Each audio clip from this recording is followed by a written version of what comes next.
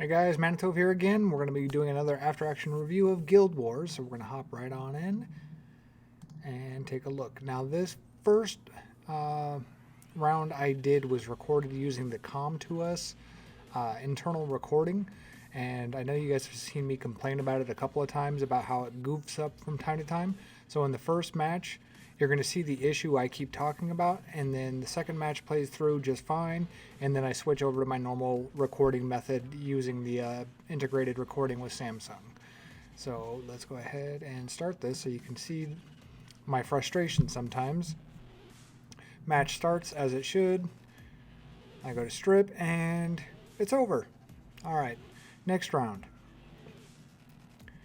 We got Ophelia, Thabe, and Ritesh on defense. So I took Light Warbear, Eladriel, and the Dark Griffin.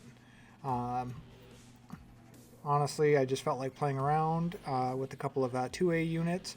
And as you guys know, Eladriel is a newer addition to my arsenal, so I've been really trying to force it into certain units. And I figured the Light Warbear would be a perfect complementary unit. It does have a universal HP leader skill, so that works with Eladriel. And its last uh, ability, skill 3, Risky Dash, consumes all of its HP to do a lot of damage. So essentially it puts itself at 1 HP, right in the killable range. As you're going to see right here, Risky Dash, I hit the Thabe for 65k. I'm at 1 HP. And now my bear is dead, so Eladriel will bring him back, and then all is good with the world. Now, exchanging 46k HP for 65k damage is nice. One thing I did not realize with the Light Warbear when I first 2-8'd it, I figured it was going to be sort of like a Ramagos HP equivalency exchange, except for I thought the Light Bearer would do the damage to itself rather than having to wait for damage to be dealt to Ramagos, the Wind Warbear. But it's not like that at all. The Light Warbear can crit. It's not a static amount of HP reduction versus damage dealt. So the first time I tried using this, I was like, oh, this is going to be a perfect Miho counter. No. You can crit and things end up pretty poorly for you if you don't understand how the skill actually works. Now, as you see on a normal element, it was only 57k with the current HP consumed, but still great. I like the Light Warbear. It's a niche unit. I don't recommend trying to bring it into every war, but when you find a defense that you can use it on, do it and enjoy it. It's fun. I built the Dark Griffin specifically to handle the genes going around, or Jean, however you want to pronounce it. Hasn't worked out as well as I wanted it to. The stun is unreliable, even with high accuracy. At one point, I think I was running almost 80% accuracy. Alright, and then I switch over to my normal recording method. And this first round, I'm taking on a Sierra, a Perna, and a Wusa. So I brought Fran, my Wind Demon, which is also a newer addition to my arsenal. So I figured I would bring the Wind Demon in so I could stop the Perna revive. I brought 2 units in that are off color, so that's not typically my style in which I do certain things. Normally I try to emphasize the DPS to 1 unit, but Fran is usually good enough to make up for any discrepancies. My biggest worry was that Perna might do a lot of damage to my Wind Demon, and then Sierra would switch targets to it and drop a bomb like so. But my Wind Demon is on speed HP with a lot of HP subs. So I was hoping that Fran would be able to heal through any bomb damage if it went the way it did. With Leica, I was hoping for more of a attack buff and just one-shot the Perna, but that Perna was relatively tanky. So it was a nice defense. Not overly threatening.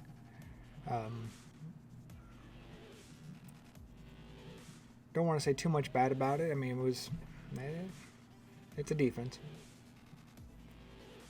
This one, I decided I was going to play with Tetra, my Water Demon, and Juno, because on their side they have a Dark Desert Queen. As we all know, the Dark Desert Queen has a speed leader, and its debuffs cannot be resisted, and they don't fail to land. So it is a pretty OP unit. I do wish I had one. It would be nice. But not complaining, my LD luck has increased in the last couple of days, and I did manage to pull 2 new LD 4-star units. I got the Dark Gargoyle and the Dark Elven Ranger. Not overly impressed with the Elven Ranger, although I do know it has niche uses. But hopefully you'll get to see him in a few videos coming up. But for this whole purpose, I brought Juno because the Dark Desert Queen, like I said, does not miss debuffs. So Juno is going to be able to pretty much keep my team healed up if they target her. Tetra has a passive heal of 10%. So that was going to keep healing progressively, and my Tetra is also on bio. And my main source of DPS was going to be the Water Demon, which catches a lot of flack for being a poor unit. I think a lot of people say he's a poor unit because they can't use him where they want to use him. Honestly, as a Guild Wars and Siege unit, I think it's a pretty amazing unit. I enjoy using this unit. Really fun, pretty reliable. I found a few different comps that I can use him in, and he works very effectively. Normally I pair it with Vanessa, or the other compilation that you're seeing right now is if there is a debuff heavy unit or defense, I bring in Juno, because I know turn cycling wise, if it goes 75 turns, I know my Juno is going to survive it, keep healing itself up, and that's going to give my demon plenty of time to resurrect and get his skill 2 off of a cooldown. The only downside about using this comp is if when he comes back he doesn't get the attack buff. So instead of 50k ignore defense or 60k depending on element, I only get the 38k, but still, it does the job. It's a fun unit, really is. I enjoy it. You'll probably be seeing more of the Water Demon in my future videos. Now for this last one, well, let me go ahead and search and see what's out there, because it was like one of the final battles of the week, so I wanted to try to hit a tower that was pretty high up there. We got Kamoon, Orion, Theo on the top, and Jean, Triana, and Perna on the bottom. So, as you saw the first video that glitched, I did end up losing my Tyrannies. So this time I just decided I was going to bring in, looks like I'm going to go with Leica. I apologize, I recorded this fight a couple days ago. For the top, I think I just cheesed it out with Sierra, Gani, and Tiana. Sierra, Gani, Tiana is pretty self-explanatory. You just go in, remove all will, bomb what you deem to be the threat, and most of the time I bomb the either the Theo or the Orion. This time I reset the Theomars just to get its passive out of the way, go to bomb, and I think this one does survive, so I get a lucky proc, get to drop another bomb, and now Theo's dead. And now the stability of the defense is compromised, so, and I put the second bomb onto the Orion just for the proc factor, because we do know the Orion does like to go RNG heavy on us sometimes. And Sierra misses a bomb, as Sierra will miss a bomb. She's pretty much guaranteed to miss at least one each match. The nice thing for this that made it even more safer was because I brought 3 wind units, that they started attacking my Tiana, who is relatively tanky. It's on a speed defense build with some high HP subs. So I'm in no danger in this first round of losing or it even going sideways. The defense is pretty meta. Kamuna, Ryan X. Sometimes you see Kamuna, Ryan Theo, Kamuna, Orion, Sierra.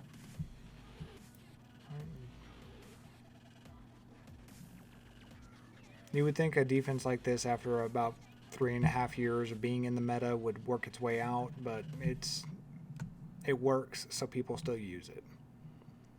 And this defense, it's got a lot of sustainability. Honestly, it's got no burst. As you see, I didn't even bother to bring any sort of support. My Velajul is on a crit damage build. My Leica is on a crit damage build. My Lauren is on a speed build on violence. There's no defense break, no attack buff, no attack break. The only thing they had on their side was CC, and by bringing Velajul, that was eliminated. And then there's no way Aperna is going to solo a Leica without some pretty RNG heavy procs, which they're known to do, but even then, because of Leica's new built-in mechanic of Vampire on the first skill, and I still run mine on Vampire in Guild Wars and Siege, he can heal himself up to full in one hit. And that will conclude this Guild War. I hope you guys like what you saw. If you have any questions, please leave it in the comments below. Please like the video, subscribe to the channel, and I look forward to seeing you guys in the next one. You guys have a great day.